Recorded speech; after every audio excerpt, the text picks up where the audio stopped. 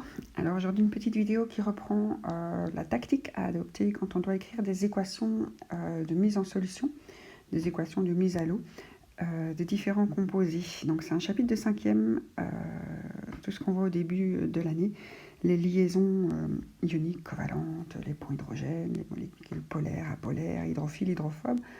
On peut finir par écrire tout ça au final du chapitre en équation. Alors, comment est-ce qu'on sait comment on va écrire une équation? Ça va dépendre. Si on a des composés ioniques, comme du NaCl, du MgCl2, ou même des molécules ternaires, du ALOH 3 fois, ou CaNO3 2 fois, tout ce genre de molécules. Dès qu'il y a un métal, ce sont des composés ioniques. Donc, qu'est-ce que vont faire ces molécules? Elles vont se dissocier. Et donc on va avoir, on va prendre MgCl2, c'est un solide, comme tous les composés qui contiennent des métaux.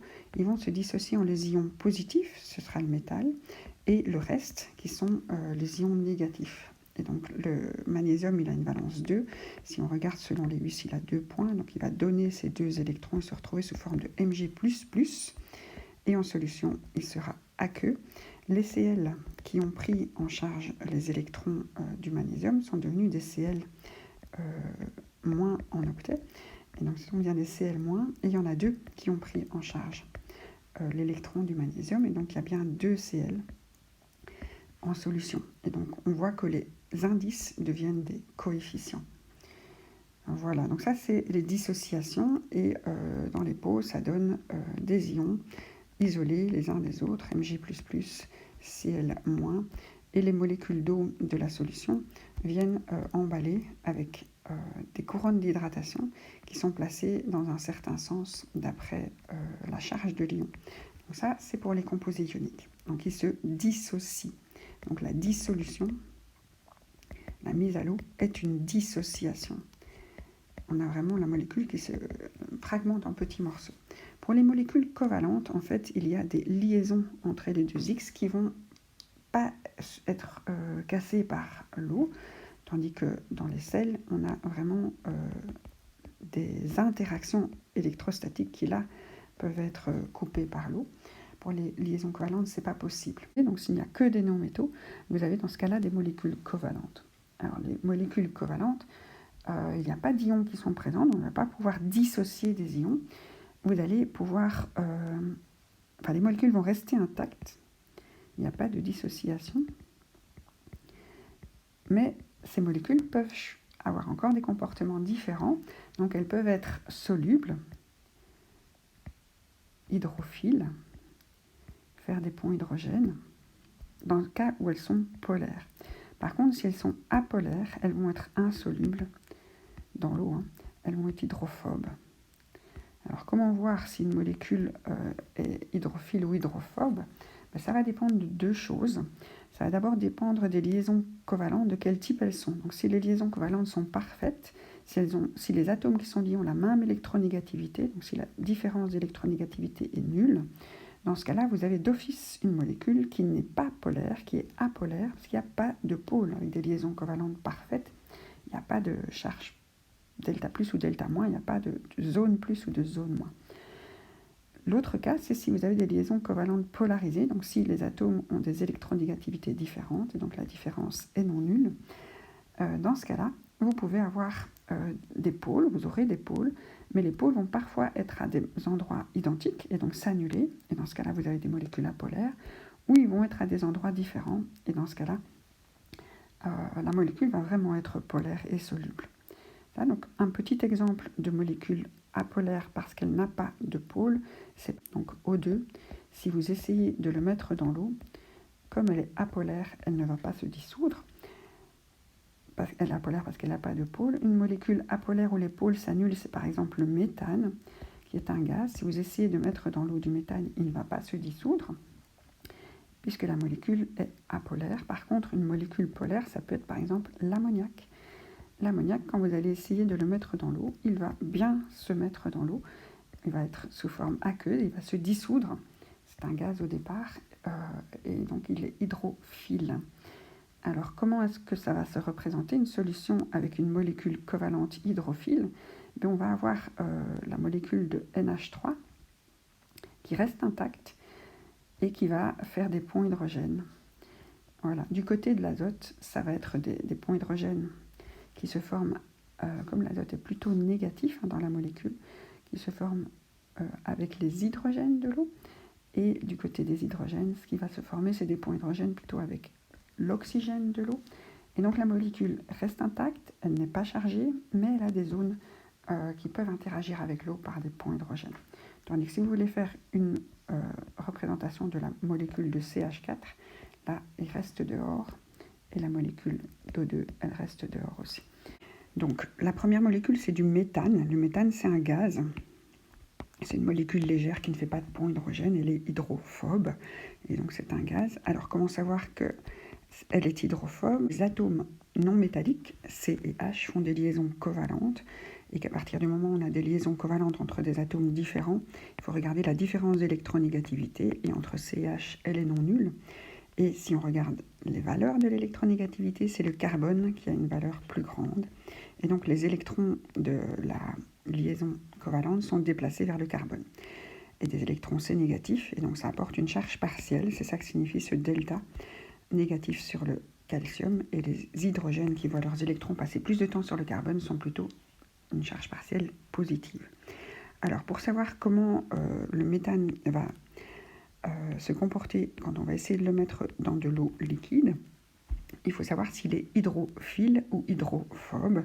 Pour ça, il faut regarder si la molécule est polaire. Donc, elle a des liaisons covalentes polarisées. Mais pour être polaire, il faut que les pôles de la molécule, le pôle positif et le pôle négatif, soient placés à un certain endroit. Alors ici, je représente la même molécule de méthane, mais selon grammes, en 3 dimensions. Et donc, les doublets liants, les 4 doublets autour de l'atome central du carbone, se repousse au maximum, et ce n'est pas 90 degrés comme dans les WIS où on fait en haut, en bas, à gauche, à droite sans trop se soucier, c'est 109 degrés l'espace maximum entre des doublets qui se repoussent. Donc les 2 électrons de chacun des doublets de l'atome central en octet se repoussent dans 4 directions, et ça fait une géométrie tétraédrique. Et le fait de connaître cette géométrie permet de placer les pôles. Alors, le carbone est la partie négative de la molécule, et les 4 hydrogènes sont tous positifs, mais on ne peut placer qu'un seul pôle positif. Et donc, si on se place au centre de la position de ces 4 hydrogènes, on est aussi sur le carbone. Donc, les pôles sont confondus, pôles au même endroit, ils s'annulent. Donc, la molécule est apolaire, elle n'est pas polaire. Le A signifie A privatif. Et donc, quand elle est apolaire, elle va être hydrophobe. Elle ne va pas aimer l'eau. Et donc, le méthane, quand on va essayer de le mettre dans l'eau, il ne va pas rentrer dedans, il va rester dehors. Donc, le méthane va rester dehors. La molécule est apolaire et hydrophobe. Donc, elle ne va pas dans l'eau. Et donc, on peut barrer la flèche. Il n'y aura pas de méthane qui se dissolvera dans l'eau. Alors, on peut être...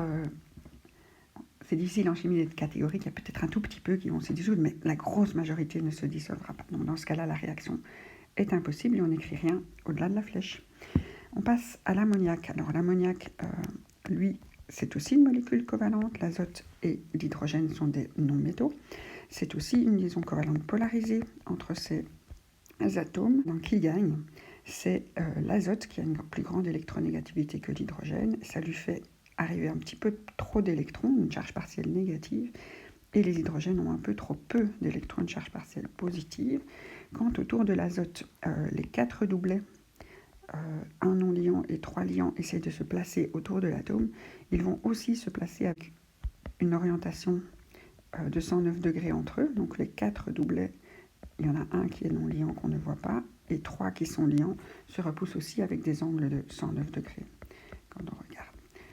Ok, alors si on place les pôles sur CRAM, la partie négative c'est l'azote, la partie positive ce sont les 3 hydrogènes, on est un petit peu en dessous, on n'est plus au même endroit, et donc les pôles ne s'annulent plus. Pôles à endroits différents, la molécule est polaire. Donc elle a des charges partielles et elle est polaire, et elle va pouvoir être hydrophile et donc se dissoudre dans l'eau. Donc quand je fais un petit pot dans l'eau, dans lequel j'essaye de placer de l'ammoniac, l'ammoniac, oui, il rentre dans l'eau. et il va avoir tendance à faire des ponts hydrogènes. Donc les molécules d'eau, pourquoi est-ce qu'elles acceptent l'ammoniac alors qu'elles aiment bien faire des ponts hydrogènes avec les autres molécules d'eau? C'est parce que les molécules d'ammoniac savent faire aussi des ponts hydrogènes. Donc si le delta H est un petit peu positif, il va pouvoir faire un pont hydrogène avec la partie négative de la molécule d'eau, qui est son oxygène. Et l'azote, qui a une partie un petit peu négative dans les liaisons covalentes polarisées, va pouvoir faire un pont hydrogène avec la partie H d'une molécule d'eau. Voilà, et donc comme l'ammoniac sait faire de nombreux ponts hydrogènes, c'est pour ça qu'il est hydrophile. Donc pour être hydrophile, il faut être polaire, parce que quand on est polaire, on sait faire des ponts hydrogènes. Donc la définition du pont hydrogène, c'est une interaction, une attraction électrostatique entre charges partielles opposées de molécules polaires. Ok, donc l'ammoniac, il va se retrouver sous forme dissoute, aqueuse. Alors l'ammoniac, avant d'être